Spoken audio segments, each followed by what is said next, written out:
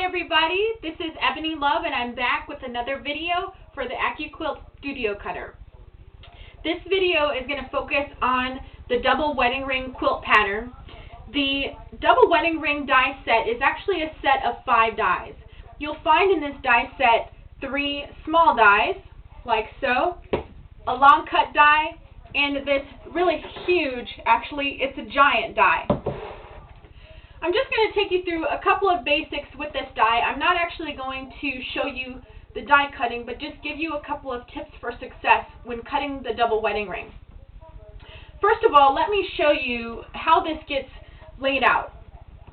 So there are actually 5 pieces in this set.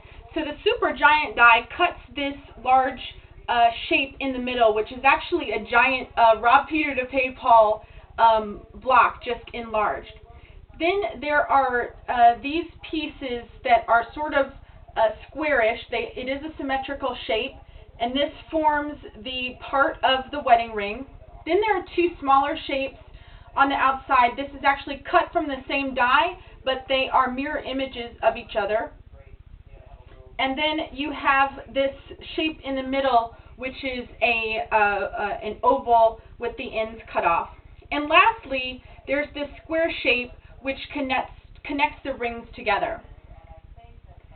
To give you some tips on how to actually cut this out on your die, one of the things that I always recommend is that you outline the shape on your die and that you draw parallel and perpendicular lines to mark the appropriate grain line. What you'll find with these particular dies is, with the exception of the giant shape, you can actually work with 3-inch strips. So if you do have the 3-inch strip cutter for the AccuQuilt Studio, you can rip these out in no time. By using the 3-inch strips, you can actually lay these out on the shapes pretty efficiently. So this is a 3-inch shape, so all the small dies are 3 inches. The oval shaped die is actually 3 inches wide by 8 inches long, so it takes 3-inch strips pretty well also. And for the super giant, you're actually going to need 11-inch squares, which works out really well because when you're working from yardage on the bolt, if you fold it in half across the bolt and then fold it in half again, you end up cutting pretty efficient shapes out of those 11-inch squares. So I'll just kind of pull this out and show you without too much waste. And you can probably take these pieces that are left over from the folds, and these will probably fit really nicely on the, actually they do, hey, look at that. You can use those extra pieces to cut out additional shapes on the other piece. So my table's getting a little messy here, but just the one thing that I wanted to point out to you is there is one particular die that has an extra shape on it. So this is the die with shapes C and D.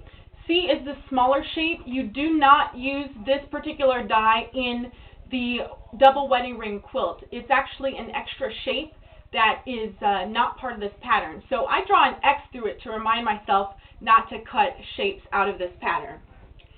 And then the last thing is just a tip about conserving fabric.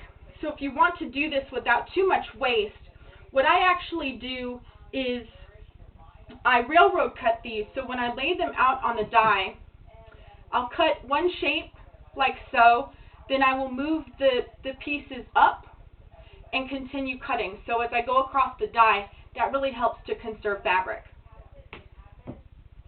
The last tip that I'll give you is the shape E, which is this non-symmetrical shape.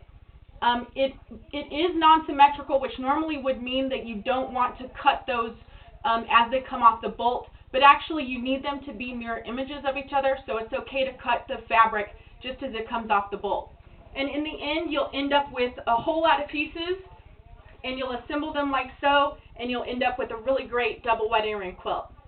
Well, thanks for watching my video, and have fun.